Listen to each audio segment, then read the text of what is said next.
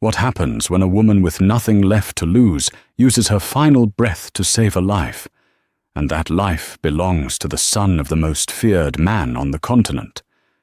She was dying, frozen and hunted, an outcast with no name. He was a king, bound by duty and an iron-fisted law. When Alpha King Theron found her unconscious body shielding his lost heir, he was forced to make a choice. But that choice unraveled a conspiracy that threatened his entire kingdom and ignited a fated bond that neither of them was prepared for. The ice was a predator. It didn't just bite. It gnawed, seeping into the raw, open gashes on Elara's back and legs.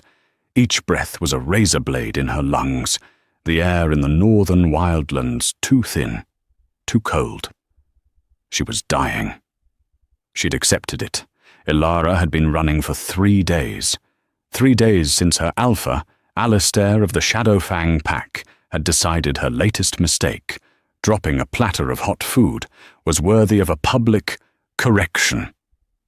The correction had lasted an hour, and when his beta, Marcus, had finally pulled him off, Elara knew this was the end.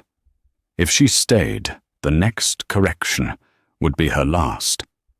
So she ran. With nothing but the thin tunic on her back, she fled into the blizzard, choosing the clean, impartial death of the forest over the brutal, personal death at Alistair's hands. She was an Omega. In the rigid, cruel hierarchy of the Shadowfang pack, that meant she was less than dirt. She was a punching bag, a servant, a scapegoat. She was 22 years old and had never known a single day of kindness. Her legs finally buckled. She collapsed against the frozen trunk of a pine, her body too weak to even shiver. The world was fading into a peaceful, snowy white. It's over, she thought, a strange relief washing over her. No more pain. A sound cut through the howl of the wind, a sharp, terrified yelp. Elara's eyes cracked open. It wasn't the sound of the wind or the snap of a branch. It was a cub. Through the swirling snow, she saw them. 2 grey, mangy wolves, rogues, starved and desperate, were circling a small, silver-furred cub that couldn't be more than a few months old. It was backed against a rock, snarling with a bravery its tiny body couldn't possibly support. Something inside Elara, an instinct she thought had been beaten out of her years ago, sparked. It was the one thing Alistair had never been able to destroy, a flicker of defiance, a rage against the strong preying on the weak. She knew what she was doing was suicide. She was half dead. They were 2 adult males, but she also knew that if she did nothing, that cub would be torn apart, and the thought of sitting by, even in death, while another creature suffered. It was unbearable. No, she whispered, the sound stolen by the wind. Pushing off the tree, Elara stumbled forward. Her body screamed in protest, every nerve ending on fire. The rogues turned, surprised by the sudden appearance of new, albeit pathetic, prey. Their lips curled back, revealing yellowed fangs. Elara didn't have fangs. She didn't have claws. The abuse and starvation had left her too weak to even attempt a partial shift. She was just a woman, bleeding out in the snow, but she had a rock. As the first rogue lunged, Elara drove all of her remaining 110 pounds into a downward swing, clutching a sharp piece of granite she'd grabbed from the snow. She aimed for the eye. She missed, but the rock connected hard with its snout, shattering cartilage.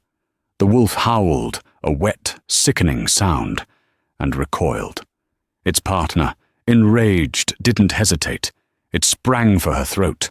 Elara threw herself sideways, falling to the ground. The rogue's jaws snapped shut where her neck had been, catching only her shoulder. Fire erupted from her collarbone as teeth tore through muscle. She screamed, but the scream turned into a snarl. She slammed her elbow back into the rogue's ribs, then drove her thumbs into its eyes. The animal bellowed in agony and thrashed, releasing her. It wasn't enough. The first rogue, the one with the broken snout, was already coming back. Ilara scrambled on her hands and knees, pushing herself between the attackers and the tiny silver cub, who was now frozen in terror. "Run!" she choked out at the cub, though she knew it was pointless. The two rogues, bloodied but furious, attacked at once. Ilara didn't try to fight. She did the only thing she could. She turned her back to them and curled her broken body over the small, whimpering cub, making herself a shield. Teeth and claws ripped into her. She felt a rib crack. A sharp, searing pain tore down her spine. She didn't make a sound. She just held on, her vision blurring, the world turning from white to grey to black. Her blood, dark and hot, stained the snow and matted the silver fur of the cub beneath her. Her last conscious thought was not of her pack, or of Alistair, or even of her own wasted life. It was a simple, fierce prayer. "Please, let this be enough. Let him live." The forest went silent, save for the wind and the faint, terrified whimpers of the cub trapped beneath her unmoving body. The scent of blood was so thick it was a physical weight in the air. Alpha King Theron of the Stone Crest Dominion moved through the blizzard like a phantom, his massive black wolf form a shadow against the snow. His crimson eyes, the mark of the Alpha King's bloodline, scanned the carnage with cold fury. "My king!" a voice growled to his left. His beta, Kyle, shifted back into his human form, his breath pluming. "The trail ends here. Rogues. 2 of them, and—" Theron didn't need him to finish. He could smell it all.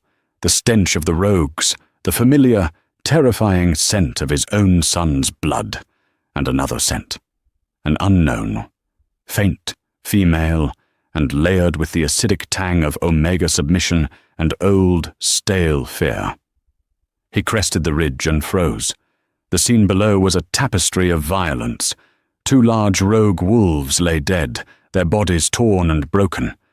And in the center, a small figure was curled into a protective ball. He recognized the flash of silver fur beneath her. "Leo!" The name was a crack of thunder. Theron was down the slope in 3 bounds, shifting mid-air to land in his human form. He was a mountain of a man, clad in black leathers and fur, his presence an oppressive force that demanded obedience from the very air around him. He reached the figure and grabbed her by the shoulder to throw her off his son. The moment his skin touched hers, a jolt, like lightning striking a frozen lake, shot up his arm. It was hot, possessive, and utterly agonizing. "Mine." The single word echoed in his skull, a primal command from his wolf that he had not heard in all his 30 years. He recoiled as if burned. Impossible. "My king!" Kyle was at his side, weapon drawn. "Is he—" "Quiet!" Theron commanded, his voice a low growl. He forced himself to ignore the searing brand on his hand. He carefully, almost gently, rolled the female body over. His son, Leo, stared up at him, covered in blood, but, as Theron's frantic eyes confirmed, completely unharmed. The blood wasn't his. It belonged to the woman. "Father," the cub whimpered, shaking. Theron scooped up his 5-year-old son, pressing the boy's face into his fur-lined cloak. "You are safe, Leo. I have you." He turned his full attention to the woman who had saved him. She was a wreck. Her back looked like it had been put through a shredder. One shoulder was dislocated, her breathing shallow. She wore the thin, grey rags of an Omega. He could smell the Shadowfang pack on her, a weak, dishonorable pack led by the fool Alistair. "She's Shadowfang!" Kyle spat, his suspicion immediate. "This is a trap, an assassination attempt. She used the boy as bait." Theron's eyes narrowed. He looked at the scene again. The two dead rogues. The woman who weighed nothing, her body a roadmap of old injuries, of starvation, and the rock, caked in blood and fur, still clutched in her frozen hand. "A trap?" Theron said, his voice dangerously soft. "With what, Beta? Her fingernails?" He pointed. "She killed them both, one with a broken snout. The other, she crushed its throat." He nudged the second rogue with his boot. "She's dying, Kyle, and she did it to protect my son." He looked down at the woman's face. It was pale, streaked with grime and frozen blood. Her lips were blue, but even unconscious, her features held a stubbornness that intrigued him. "Who is she?" Kyle asked, lowering his weapon. "It doesn't matter who she is," Theron said, his voice hard. "It matters what she did." He was the Alpha King. His word was law. His territory was vast, his rule absolute. He was known for his cold pragmatism, for a justice that was swift and without mercy. He had treaties to maintain, an heir to protect, and a kingdom to run. And this Omega, this nobody, had just thrown his entire world off its axis. That jolt, he knew what it was. The fates had a sick sense of humor. To bind him, the Alpha King, to this, a half-dead Omega, from a rival pack. It was a political disaster, a weakness he could not afford. "Father," Leo whispered, peeking from the cloak.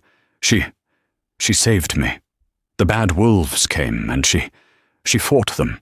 She told me to run. She covered me." Theron's jaw tightened. The debt was blood-deep. His son, his heir, the future of the Stonecrest Dominion, was alive because this woman had decided to spend her last moments as a shield. He made a decision. It was pragmatic. It was the law. A life for a life. "She saved the bloodline," Theron declared, his voice leaving no room for argument. "The bloodline protects its own." He shrugged off his heavy outer cloak, a cloak worth more than a small village, and wrapped it around her broken body. He slid one arm under her knees and the other behind her back, lifting her as easily as he had lifted his son. The moment she was against his chest, the bond flared again, a possessive, molten fire that roared in his veins, demanding he heal her, protect her, claim her. He fought it back, his expression turning to stone. "Kyle, send word to the Citadel. Have Dr. Hayes prepare the private infirmary, and find out who this woman is. I want to know everything about the Shadowfang Pax Omega." "My king," Kyle pressed, "what of your betrothal, Lady Seraphina?" "Lady Seraphina is not here," Theron cut him off, his eyes flashing red. "A life was saved. A life is owed. That is the law." He began the long walk back to the Citadel, his heir in one arm and his fated mate, a truth he would deny to his last breath, in the other. Ilara woke up to the scent of lavender and the feeling of warmth. She hadn't been warm in years. Her entire body was a dull, thrumming ache, but it wasn't the sharp, agonizing pain she'd fallen asleep to. She was clean. She was in a bed, under sheets so soft they felt like water. Her eyes flew open. Panic seized her. This wasn't the Omega Den. This wasn't the forest. The room was vast, with stone walls, a blazing fireplace, and furniture made of dark, polished wood. She was a prisoner. Alistair had found her. He'd dragged her back. This was some new, sick game before he finally killed her.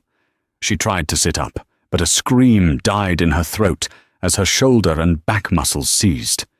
"Easy, child. You'll tear your stitches." The voice was kind. Ilara flinched, turning her head. A woman in a crisp white coat stood beside the bed, holding a tray. She had greying hair pulled into a neat bun, and the kindest eyes Ilara had ever seen. She smelled human. Where am I?" Ilara's voice was a dry croak. "You're in the Stonecrest Citadel. "You're safe," the woman said, offering her a glass of water. "I'm Dr. Evelyn Hayes, the pack physician. You've been unconscious for 2 days." Ilara drank, her mind racing. Stonecrest? The name was a legend, whispered in fear. The pack of the Alpha King. Theron, the ruler of all rulers. "Why?" she whispered, terrified. "Why am I here?" You don't remember?" Dr. Hayes asked gently. Images flashed in Ilara's mind. Snow, yellow fangs, a small silver cub, and then an ocean of pain. "The cub!" Ilara gasped, grabbing the doctor's arm. "The little one. Did he get away?" "Did they?" "He's fine," Evelyn smiled. "Completely unharmed, thanks to you." The relief was so profound that Ilara fell back against the pillows, tears welling. "Thank the goddess." "You, on the other hand," the doctor continued, her tone more serious, "are a different story. You have 3 broken ribs, severe lacerations across your back and shoulders, a dislocated shoulder, and you were in the advanced stages of hypothermia and starvation. Ilara, that's your name, isn't it? We found it on the Shadow Fang registry." Ilara flinched at the name of her pack. "Please, you can't send me back. He'll kill me. Alistair will kill me." "No one is sending you anywhere," a new voice said. The voice hit Ilara like a physical blow. It was deep, resonant, and held an ocean of command. The air in the room grew heavy, charged with power. Alpha King Theron stood in the doorway. He was exactly as the legends described, impossibly tall, broad-shouldered, with night-black hair and eyes that held a feral crimson glow. He dominated the room just by breathing. Dr. Hayes bowed her head. "Alpha King." "Leave us, Evelyn," he commanded. The doctor gave Ilara a reassuring squeeze on the arm and quietly left, closing the heavy doors behind her. Ilara was alone with the king. She trembled, pulling the sheets up to her chin. This was it. This was a power she'd never encountered. Alistair was a bully. This man was a god. He walked to the foot of her bed, his gaze analytical. Cold. "You are Ilara of the Shadow Fang pack, an Omega." She nodded, unable to speak. "2 days ago, you saved my son's life." Ilara's world tilted. His son, the cub, the silver cub was the heir. I didn't know," she stammered. I heard him." "I know," Theron said. "You saved the future of my dominion. I am therefore in your debt." He said the word debt like it was a curse. I don't want anything," she whispered, looking down. "I just want to be free. Please don't send me back to Alistair." "He will not touch you," Theron stated. It wasn't a promise. It was a fact. "Alistair has no power here. You are under my protection." He paused, walking to the window, staring out at the snow-covered mountains. "You have 2 choices, Ilara." His voice was flat, all business. 1. You heal, and I grant you safe passage to the neutral territories in the south. You will be given gold, a new name, and you will be free. No one will know who you are. Ilara's heart leapt. Free. Truly free. It was more than she'd ever dreamed of. "Or," she asked, sensing the other option. He turned, and for a second his crimson eyes seemed to burn. "Or you stay. You will be given a position in the Citadel. You will be a ward of the pack, protected by my name. You will never be cold or hungry again." It was a cage, a gilded one, but a cage. "Why?" she asked. "Why would you offer that?" "My son," Theron said, his voice clipped. "He's attached. He has asked for you. He feels he owes you a life debt. It would be beneficial for him to see that debt honored." Ilara looked at him, truly looked at him. He was a king, but he was also a father. He was offering her a home to appease his child. But there was something else, a tension in the room, a strange pull she felt in her own chest, an echo of the jolt she'd felt in the forest. He was feeling it too. He took a step closer, and the world seemed to narrow to just the two of them. She could smell him, pine, winter air, and something uniquely male and powerful. Her inner wolf, a creature she thought long dead, stirred in the back of her mind, whining. Theron's jaw clenched. He visibly fought against something. "What's wrong?" she whispered. He looked at her, and his mask of cold control cracked. She saw a flash of raw, untamed fury. "The fates are cruel," he growled. "You are my mate, Elara of the Shadow Fang." Elara's blood ran cold. "Mate? Him? This terrifying king?" "No," she whispered. "That's not possible. I'm an Omega. I'm broken." "It is possible, and it is true," he snapped. "I felt it when I touched you. You feel it now." She did. It was a humming under her skin. A recognition. "But," he continued, and his voice went back to ice, "it changes nothing." "What?"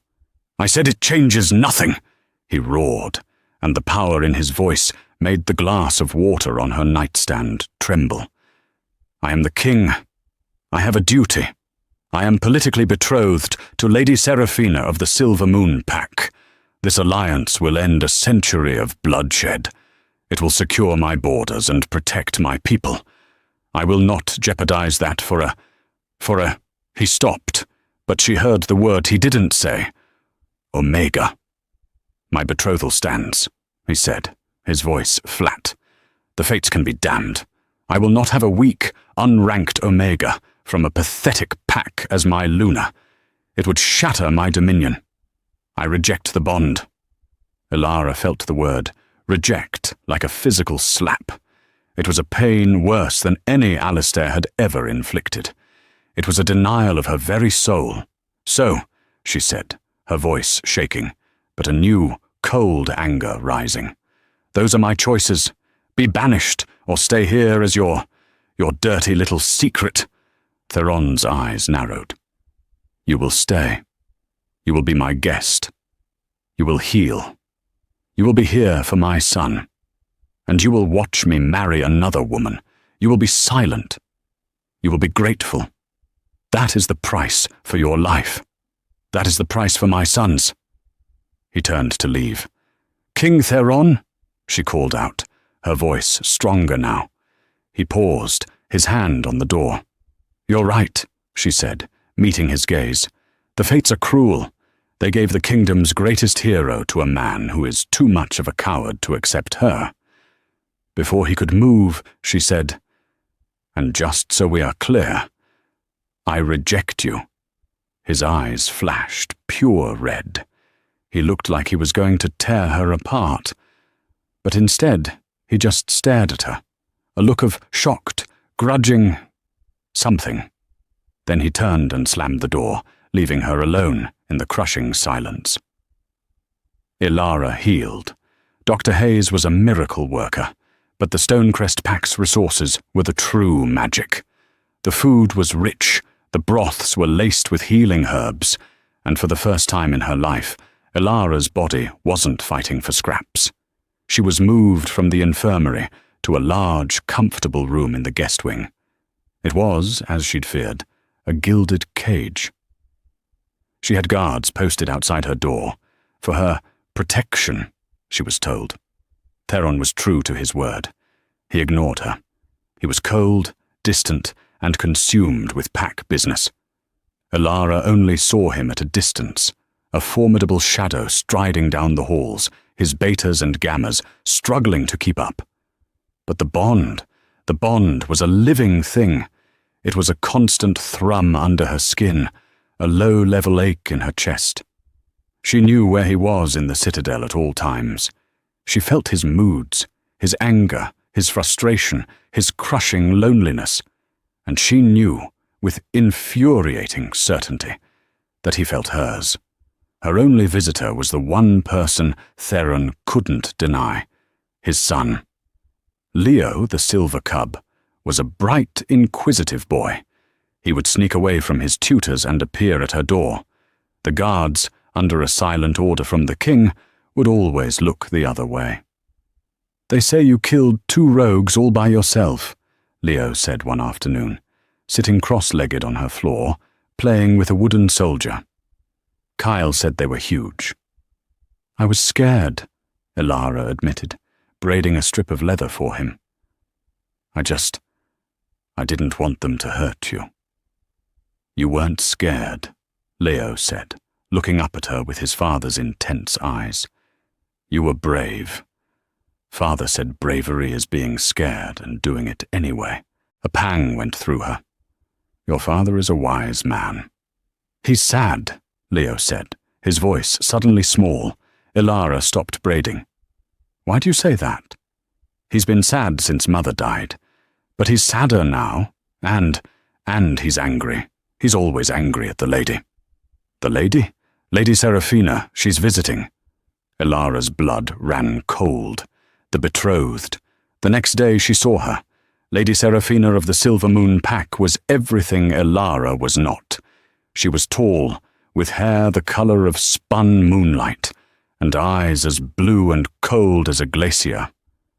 She moved with the fluid grace of a predator, and the entire Citadel guard seemed to be on edge around her. Elara was in the library, one of the few places she was allowed to go, when Seraphina found her. "So," a silky voice drawled, "you're the stray." Elara turned. Seraphina was leaning against a bookshelf, idly examining a priceless vase. "I am Elara, a guest of the king," Elara said, her voice steady. "A guest," Seraphina laughed, a sound like breaking glass. "That's what he's calling you.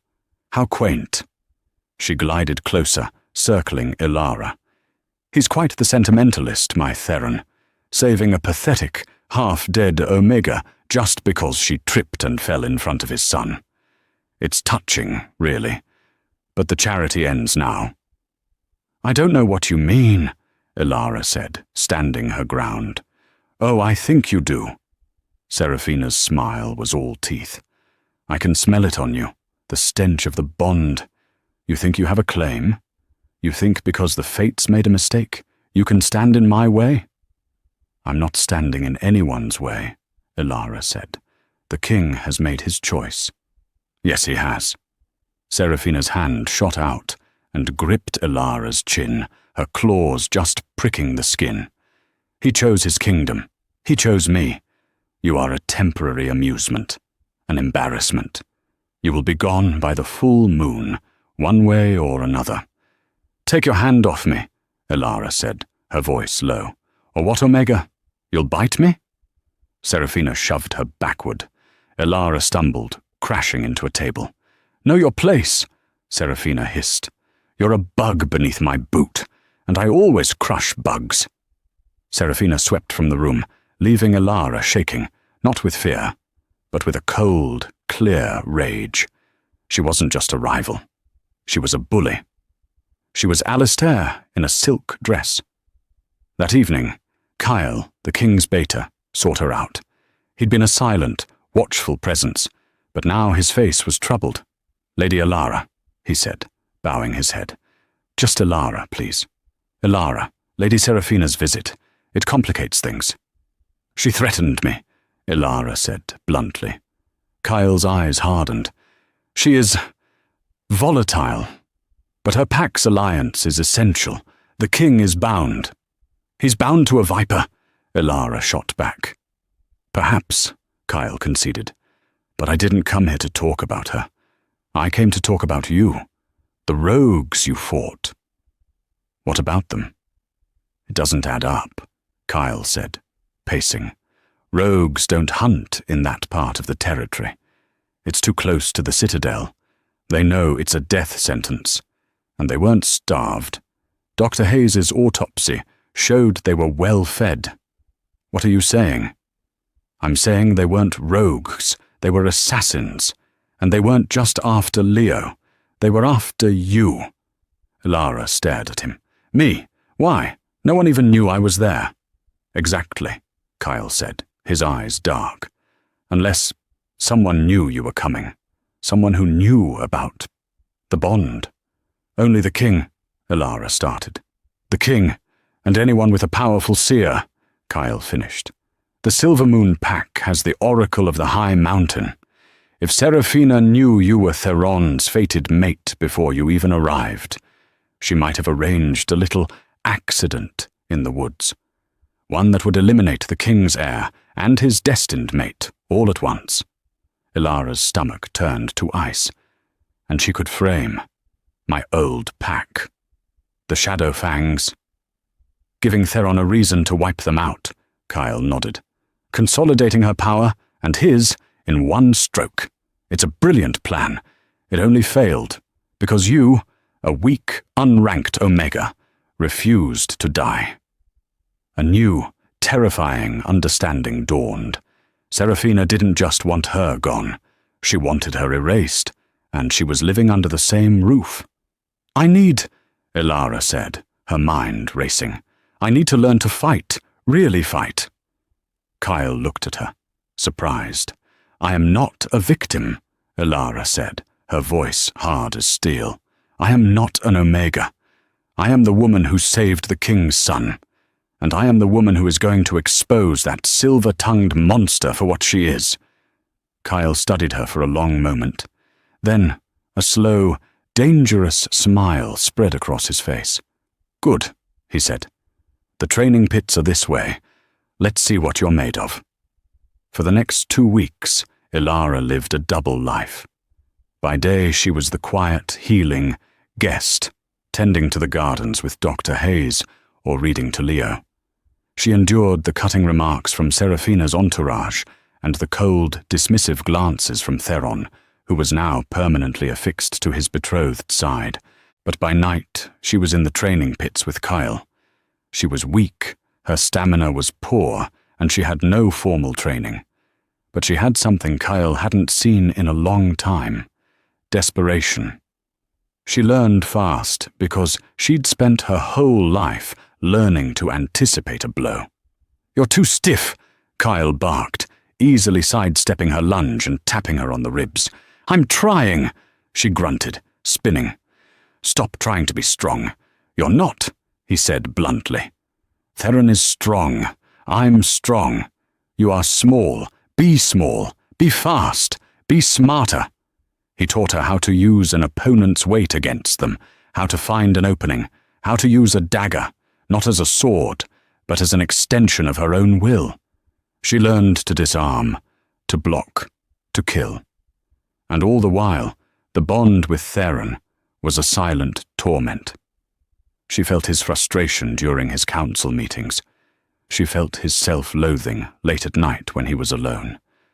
And worst of all, she felt the burning, jealous rage that spiked through him whenever he saw her speaking with Cale. He was rejecting her, but he'd be damned if anyone else so much as looked at her. It was the height of his arrogance, and it fueled her determination. The breakthrough came a week before the full moon, the date set for the wedding. Kyle's scouts had been watching Seraphina's chief advisor, Lord Valerius. He's sloppy, Kyle told Elara, meeting her in the moonlit courtyard. He thinks we're all fools, blinded by his mistress's beauty. He's meeting someone at the southern border tonight.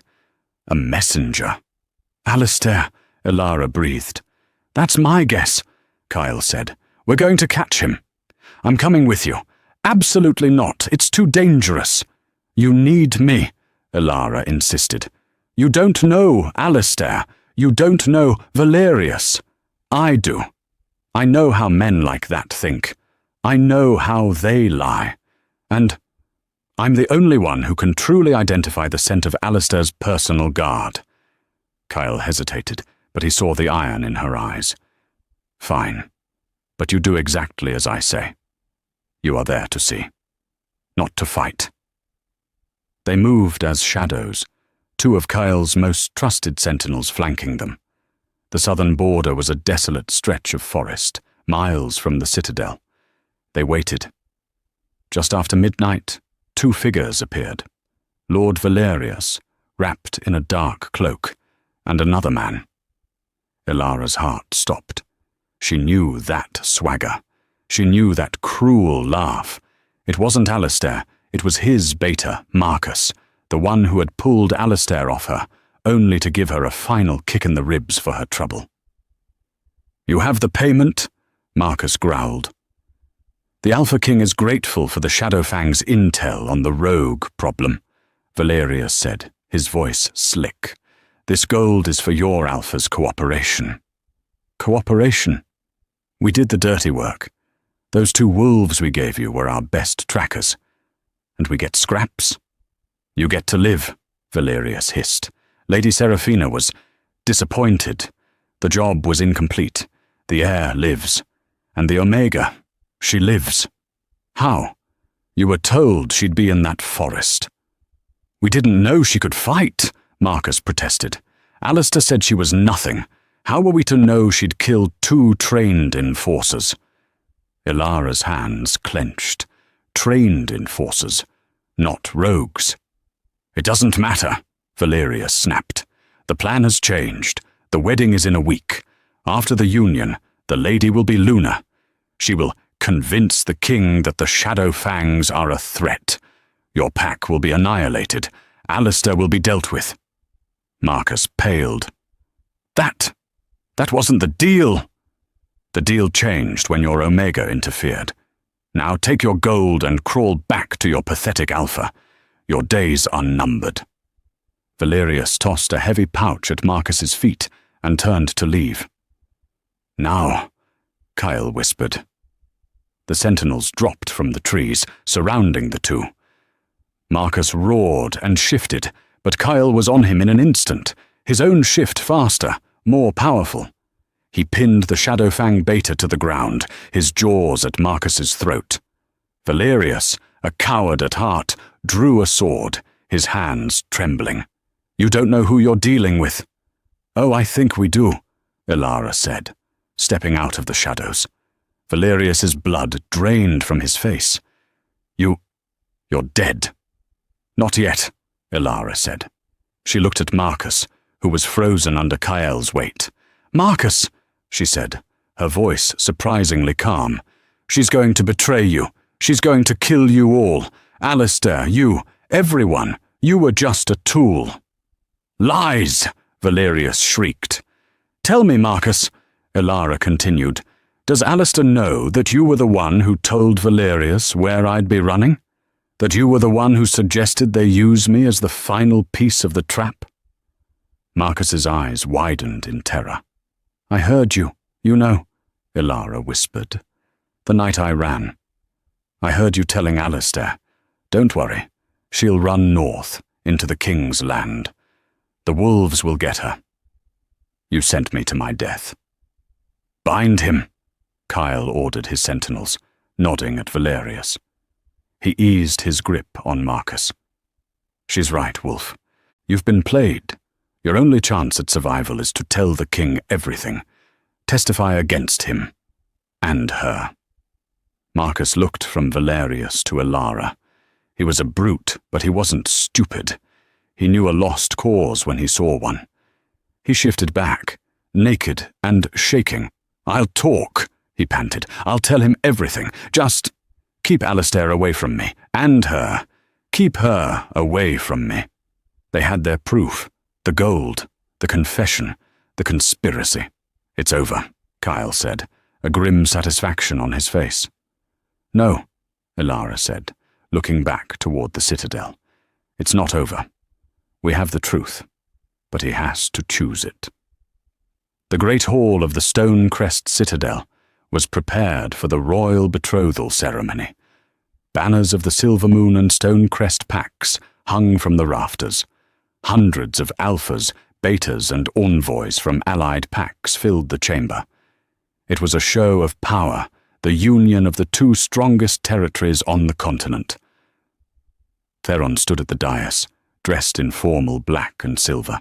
He looked every inch the king, impassive, powerful, bored.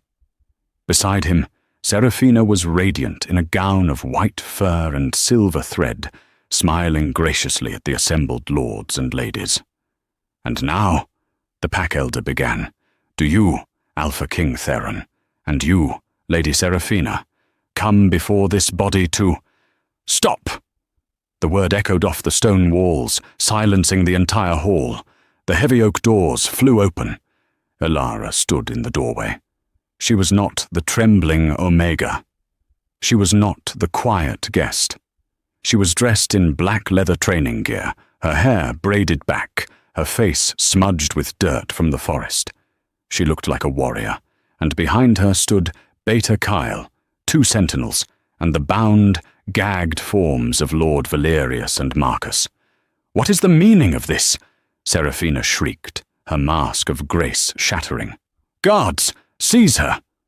A few guards moved, but Theron held up a hand. The hall went utterly still. His crimson eyes locked on Elara. The bond between them crackled in the air, a live wire of pain, betrayal, and a fierce, undeniable pride. He looked at Kyle, then at the prisoners. "Beta Kyle," Theron's voice was lethally calm. "Explain." "My king," Kyle said, stepping forward, "we have uncovered a conspiracy to destabilize the Dominion, a plot to murder your son and heir, Prince Leo." A collective gasp went through the hall. "Lies!" Valerius screamed through his gag. "This woman," Kyle continued, pointing to Seraphina, "colluded with Lord Valerius and members of the Shadowfang pack. They staged the rogue attack on Prince Leo.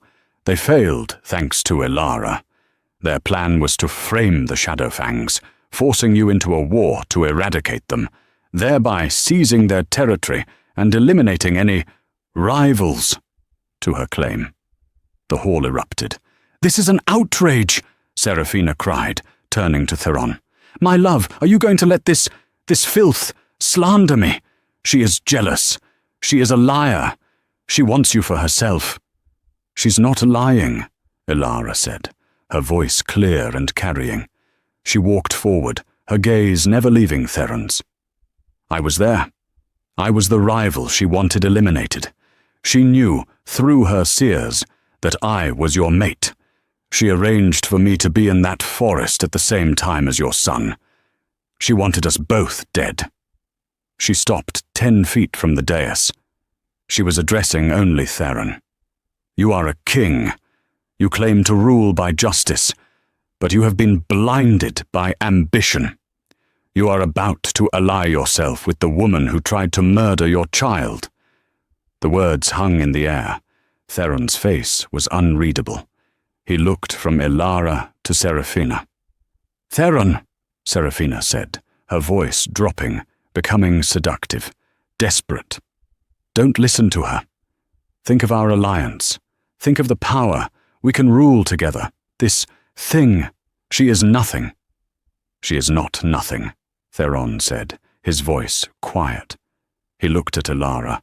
He saw the strength in her, the steel, the fire, the woman who had killed 2 wolves with a rock, the woman who had stood up to him, the woman who had just exposed a plot that his own intelligence had missed.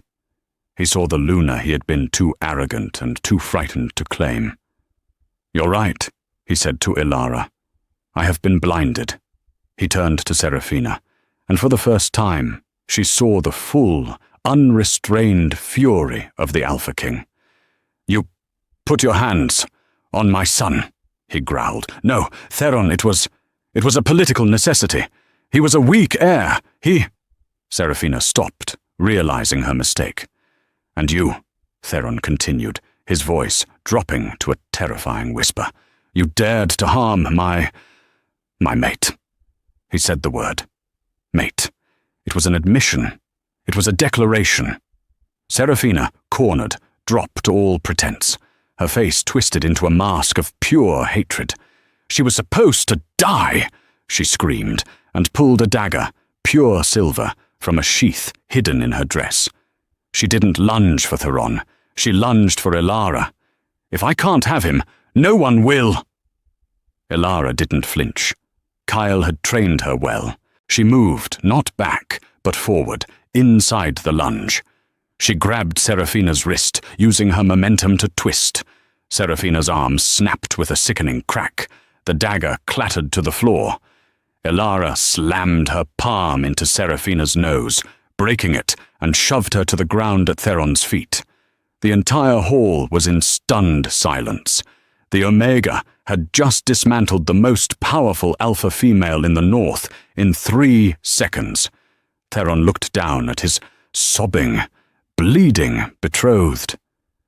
Then he looked at Elara, who was breathing hard, her eyes blazing. He stepped down from the dais. He walked past Seraphina as if she were a piece of trash. He stopped directly in front of Elara, close enough that she could feel the heat rolling off him. The entire world held its breath. He slowly reached up and touched her face, his thumb brushing a cut on her cheek. "The betrothal is broken," he declared to the hall. "The Silver Moon Pack has committed an act of war against the Dominion. Seize her entire entourage."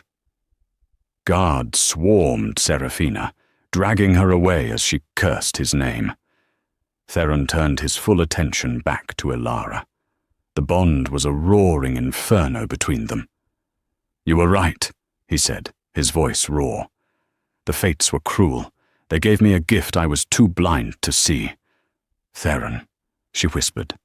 "I reject my rejection," he said, a faint, dangerous smile playing on his lips. "I am Alpha King Theron of the Stonecrest Dominion, and you, Elara, are my fated mate. You are my Luna, and you are my queen." He knelt on one knee before her, in front of his entire court. "If you will have me." Elara stared down at the king. He was kneeling. To her, the woman who, 3 weeks ago, was a piece of property. She looked past him at the hundreds of faces watching. She saw Kyle, who gave her a single, proud nod. She saw Dr. Hayes weeping with joy. And she saw, hiding behind a pillar, little Leo, who was grinning from ear to ear. She looked back at Theron. He wasn't a king. He was just a man. Her man. "Get up, Theron," she said softly. "A king only kneels to his queen." A cheer, led by Kyle, erupted through the hall. Theron stood, and the look in his eyes was one of pure, unguarded adoration. He pulled her to him and kissed her, a claiming that was both brutal and tender, sealing the bond in front of the entire world. But peace was short-lived. The news of Seraphina's arrest and the broken treaty spread like wildfire. The Silver Moon Pack was in chaos, but they were also proud. They refused to sue for peace, and Theron's armies mobilized for the war Seraphina had started. But Elara knew there was another, more immediate threat. "Alistair," she said, as Theron planned strategies with Kale in the war room. "He's nothing," Theron dismissed, "a petty tyrant." "You don't understand," Elara insisted. "He's a coward, but he's an arrogant coward. He's lost his best beta, Marcus. He knows I'm here. He knows you're his only link to Seraphina's plan. And most of all, his property has been stolen. He will not let that stand. He will come here thinking you are weak and distracted by the war with the Silver Moon Pack. He will demand me back." Theron's eyes flashed red. "Let him come. I will rip his throat out." "No," Elara said, putting a hand on his chest. This one is mine. I will not be your Luna. I will not be your queen, while that man still draws breath, believing he owns me." Theron argued. He raged, but he finally saw the steel in her spine. This was not about justice for the kingdom. This was about justice for her. "As you wish, my Luna," he finally agreed. Just as she'd predicted, a week later, Alistair of the Shadowfang Pack arrived at the gates of the Citadel. He didn't come with an army. He came with his 5 largest enforcers, swaggering as if he owned the place. He demanded an audience. Theron granted it, in the main courtyard. Alistair strode in, his eyes oily as they scanned the wealth of the Stonecrest Pack. He saw Theron on his throne and Elara standing beside him. He laughed. Well, well, little Omega, Alistair sneered. You clean up nice. I see you've been entertaining the king. Your service is commendable. King Theron, he said, bowing mockingly. I am Alistair. I am here to reclaim my property. She's a thief, you see. Stole herself from my pack. I am, of course, willing to overlook your transgression in using her, in exchange for a small border treaty, perhaps. The entire courtyard was silent. Theron's fingers were gripping the arms of his throne so hard the stone was cracking. Elara placed a hand on his. I'll handle this. She stepped down from the dais. She wore her black training leathers. A simple steel dagger was at her hip. Hello, Alistair, she said. Come here, girl, he commanded, crooking his finger. Your little game is over. You're right, Elara said, stopping 20 feet from him. It is. I am your alpha. You will obey me, he roared, his patience snapping. You were my alpha, Elara said, her voice carrying in the cold air. But I am no longer your Omega. I am Elara of the Stonecrest Dominion, and I am Luna of this pack. Luna? Alistair's face went purple. He looked at Theron. You'd make this broken. He didn't finish. He launched himself at her, shifting mid-air into a mangy brown wolf, his jaws aimed at her throat. The crowd gasped. Theron started to rise, but Elara shot him a look. Mine. He sat back down, his whole body trembling with the effort of holding himself back. Elara didn't run. She stood her ground. Just as he was about to hit her, she dropped, sweeping his front legs out from under him. The massive wolf yelped, crashing into the stone ground. He scrambled up, confused, and lunged again. She wasn't there. She was fast. She was smart. She'd spent a lifetime learning to avoid his attacks. She ducked under his snap, grabbing the dagger from her belt. I'm not the girl you beat, Alistair, she yelled. He came at her again, a roaring, snapping beast. She didn't try to meet his strength. She sidestepped, and as he passed, she drove the dagger hilt deep into his hamstring. He howled, his leg collapsing. He fell, shifting back into his human form, clutching his bleeding thigh. He stared at her in disbelief, his arrogance replaced by shock and pain. You hit me. I've been wanting to do that for 10 years, Elara panted. She walked over to him, yanking the dagger free. He screamed. She pressed the blade to his throat. This is the part where you beg, she hissed. The way I begged, the way I prayed for you to stop every night. But you know what? I'm not you. I won't kill a pathetic, bleeding coward. She stepped back. I'm done with you. She turned to Theron. My king. He has challenged a Luna of an alpha pack. He has attacked me on our soil. He has admitted to conspiracy. What is the judgment? Theron stood. His voice was cold as the grave. Alistair of the Shadowfang, you are stripped of your rank. You are stripped of your pack. You are marked as outcast, forbidden from ever shifting again. You will live out your days as a human, with no pack, no protection. He gave the order. Kyle and his men seized Alistair, dragging him, screaming, to the cells to await the painful marking ritual. Elara watched him go, and for the first time in her life, she felt free. She turned back to Theron, who walked down to her, his face a mask of awe. You, Elara, he said, pulling her into his arms, are terrifying and magnificent. I learned from the best, she whispered, leaning her head against his chest. The war with the Silvermoon Pack was short. When the news spread that Seraphina had tried to kill the king's son, and that their new Luna had single-handedly defeated 2 alphas, their pack elders, ashamed, ousted Seraphina's family and begged for mercy. Theron, with Elara's counsel, was firm but fair. The Shadowfang pack, leaderless, was absorbed into the Stonecrest Dominion. Elara personally oversaw the integration, ensuring the Omegas were given places of honor and that the cycle of abuse was broken forever. Months later, Elara stood on the balcony of the citadel, looking out over her new home. Theron came up behind her, wrapping his arms around her. Leo ran and hugged her legs. "What are you thinking about, my queen?" Theron murmured, kissing her shoulder. "I was just thinking," Elara said, "about that girl in the forest, the one who was so cold, so broken. She thought she was using her last strength." She turned in his arms, her eyes bright. She was wrong. It wasn't her last strength, it was her first.